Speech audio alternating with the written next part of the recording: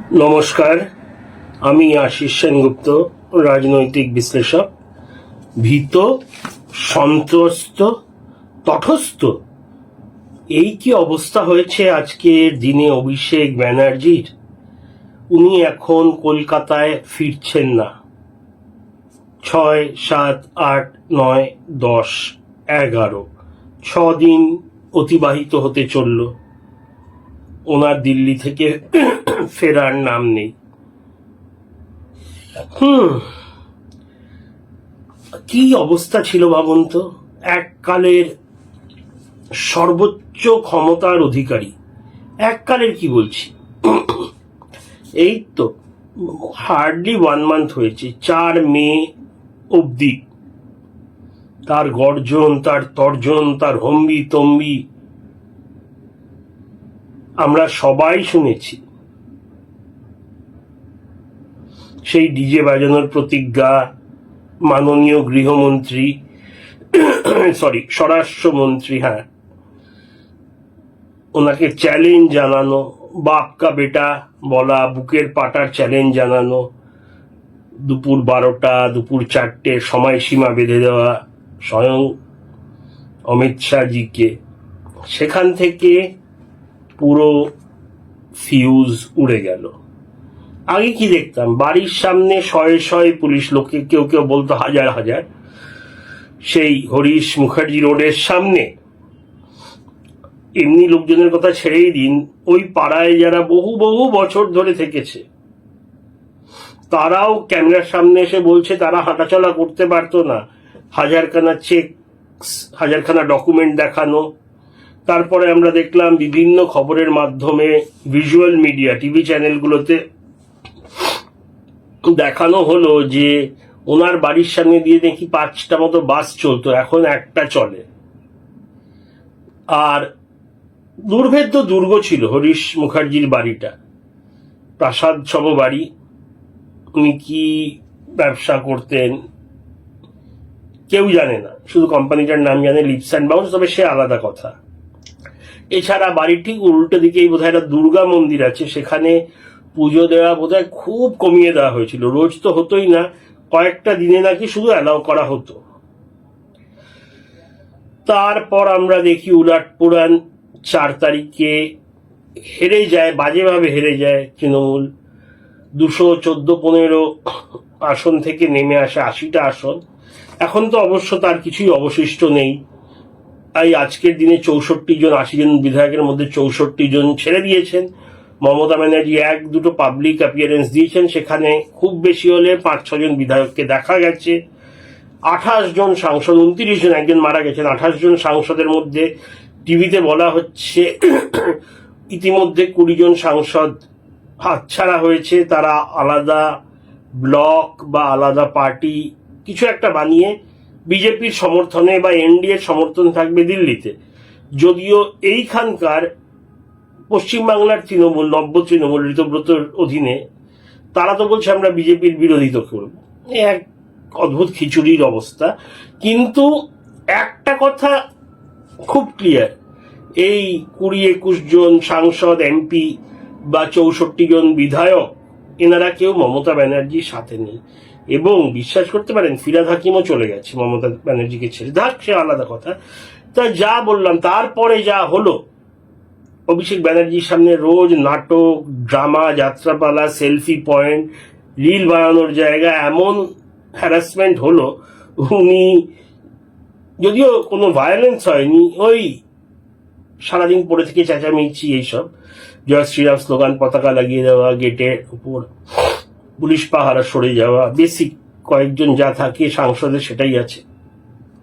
তা উনি ওই তার এতদিনের বাড়ি ছেড়ে পালিয়ে গেলেন। ওনার আরেকটাও বিশাল বড় বাড়ি আছে পটুয়া পাড়াতে, কালীঘাটে, সেইখানে গিয়ে আশ্রয় নিয়েছেন। কারণ সেই বাড়িটার সামনে, এই বাড়িটার সামনে যেমন মেন গেটটা খুললেই রাস্তায় পড়ছে, এই বাড়িটার গেটের সামনে গেট, তার উপরে একটা গেট, আর এখানে পুলিশও বেশি দিয়েছে।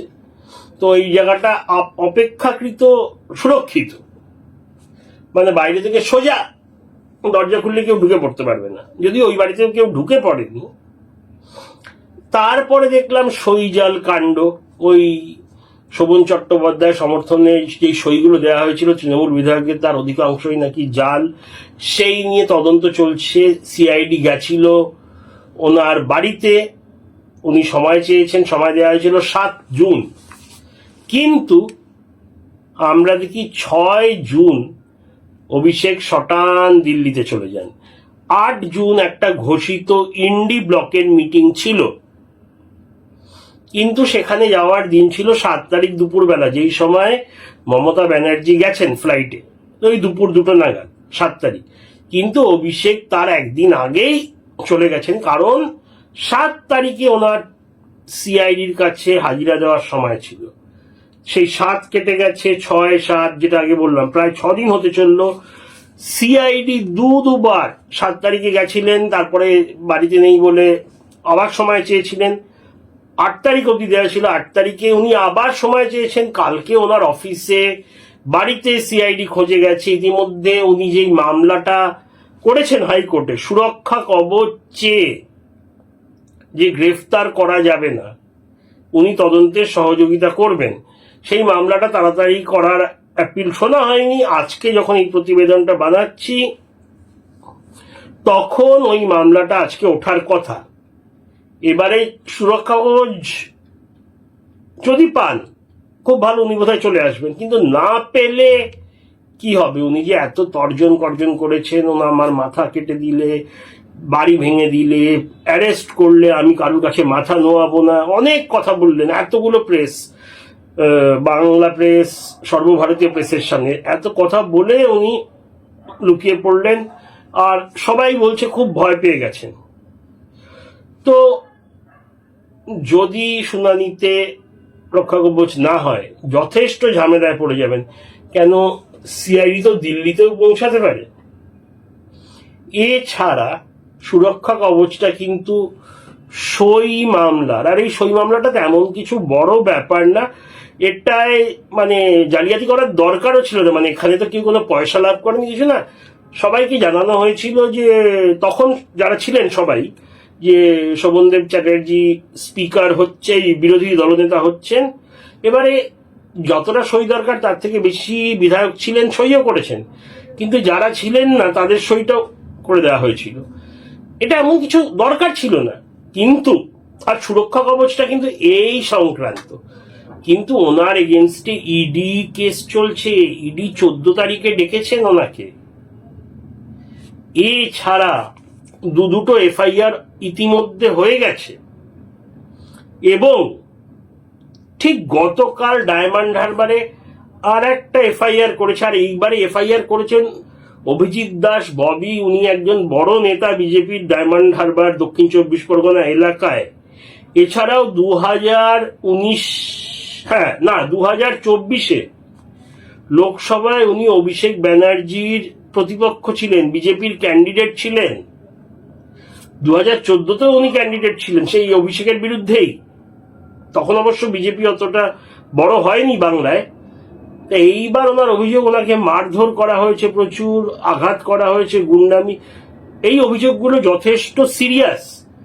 আর রক্ষা কবচের মামলাটা কিন্তু এই এফআইআর বা আগের করা এফআইআর, যেখানে উনি অমিত শাহকে হুমকি দিয়েছেন বলে অভিযোগ, সেই দুটোর বিষয়েও না। আর ইতিমধ্যে ওনার অলরেডি বিদেশ যাত্রা, বিদেশ ভ্রমণের ওপর বাধ্যবাধকতা আছে। এরকম কিছু করতে হলে কোর্টের, হাইকোর্টের অনুমতি নিয়েই করতে হবে। তো এখন কি হতে চলেছে বেশ ইন্টারেস্টিং। এখন আমার ঘড়িতে বাজে প্রায় 12:15, এটা আপলোড করতে করতে বোধহয় 2:30 মতো হয়ে যাবে। তো এই 12:15, 12:30 কাছাকাছিও কিন্তু অভিষেক বন্দ্যোপাধ্যায় ফেরেননি। এবং এই কথাটা সত্যতা কতটা জানি না, গতকাল নাকি মমতা ব্যানার্জির সাথেই বোধহয় ফেরার কথা ছিল অভিষেক ব্যানার্জির, এবং সিআইডি নাকি এয়ারপোর্টে তৈরি ছিল। কি জন্য তৈরি, সত্যি তৈরি ছিল নাকি, সত্যি গেছিল নাকি, এগুলো আমি জানি না। এইগুলো এই সূত্রের মারফত খবরে দেয়া হয়েছিল মেইন স্ট্রিম কাগজগুলোতে, এই ভিজুয়াল মিডিয়া টিভি চ্যানেলগুলোতে। যদিও এরকম কোনো ভিডিও বা ক্লিপিং দেখায়নি যে সিআইডি দাঁড়িয়ে আছে। যেমন আমরা দেখেছিলাম মমতা ব্যানার্জির বাড়ি যখন সিআইডিরা গেছিল, ইউনিফর্ম পরে, পিঠে লেখা সিআইডি, 20-25 জন, দাঁড়িয়ে ঝগড়া হচ্ছে, বা অভিষেক ব্যানার্জির বাড়ির সামনে সিআইডি, অফিসের সামনে সিআইডি, যেগুলো আমরা দেখেছি, এরকম কিন্তু কালকে কিছু দেখানো হয়নি যে এয়ারপোর্টে দাঁড়িয়ে আছেন। আর দেখানো থাকলে বোধহয় আমি মিস করে গেছি, তবে আমার মিস করার কথা না, কেন আমি বহু ঘন্টা খবরের কাগজগুলো দেখেছি, খবরের চ্যানেলগুলো দেখেছি, সার্চও করেছি, এরকম কোনো খবর ভিজুয়াল আছে নাকি ইমেজ সার্চ দিয়ে, এরকম কিছু পাইনি। তবে এটাও সত্যি 2-3টে চ্যানেলে বলা হয়েছে সিআইডি এয়ারপোর্টে হাজির ছিল নাকি। তা কি হতে চলেছে? কেন অভিষেক ব্যানার্জি তো বাকি এমএলএ কাউন্সিলরদের মতো না যে উনি ফেরার হয়ে যাবেন বা গা ঢাকা দেবেন। ওনার মতো একদম হাই প্রোফাইল লোকের পক্ষে এটা সম্ভব না, আর ওনাকে কেউ লোকাবেও না, আর উনি ছোটখাটো নেতার বাড়ি গিয়ে বা এদিকে গা ঢাকা দেবেও না। এই জাহাঙ্গীর, শওকাত বা ওই একজন কি মন্ডল, দিলীপ মন্ডল, নামটা ভুল হতে পারে, এনারা যা করেছেন এরকম তো অভিষেক ব্যানার্জি করবেন না। ওনাকে কিছু করতে হলে আইনতই করতে হবে। আর এদিকে রক্ষা কবচের মামলা আজ, আর এদিকে এফআইআর গুলো নিয়ে কিন্তু কোনো রক্ষা কবচ নেই। যদি পানও এই সইজাল মামলাতেই শুধু পাবেন। তো এদিকে মমতা ব্যানার্জিও কিন্তু কোনো মুখ খোলেননি, বহুদিন হয়ে গেল। উনি সাংবাদিক সম্মেলন তো করেনি, সেই ভোটের পরের দিন যে একটা করেছিলেন নিজের বাড়িতে, তারপর উনি ফেসবুক লাইভ করেছেন 2 বা 3টে, কর্মীদের ডাকেন বাড়িতে, ডিজিটাল যোদ্ধা, সোশ্যাল মিডিয়া এইসব। কেন বেশিরভাগ নেতা নেত্রী নেই, তো উনি কোনো প্রেস কনফারেন্সও করেনি। কালকে পুরো মিডিয়া দাঁড়িয়েছিল, উনি কিছু কথাও বলেননি, সোজা গাড়িতে উঠে গেলেন। দিল্লিতেও কথা বলেননি মিডিয়ার সাথে। তো পরিস্থিতি এখন জানা যাচ্ছে না। তবে অভিষেক ব্যানার্জির সঙ্গে কি অ্যাকশন নেবে সিআইডি বা যে এফআইআর হয়েছে, যথেষ্ট ইন্টারেস্টিং হতে চলেছে। চোখ রাখবেন টিভির পর্দার দিকে। নেক্সট 2-3 ডেজ কিন্তু বেশ ইন্টারেস্টিং হবে। এছাড়াও অনেক পুরো খবর চলছে, নিয়ে পরে প্রতিবেদন করব, যে তৃণমূল নাকি মমতা ব্যানার্জি নাকি কংগ্রেসের সাথে মিলিয়ে দেবেন পার্টি। আমার মনে হয় না, তবে এইগুলো সত্যি, এর কারণ আছে, যথেষ্ট স্ট্রং কারণ আছে। নিউজ মিডিয়াগুলো যাই দেখাক, সেটা আমি অন্য একটা এতে ডিসকাস করব। অনেক অনেক ধন্যবাদ। জয় হিন্দ।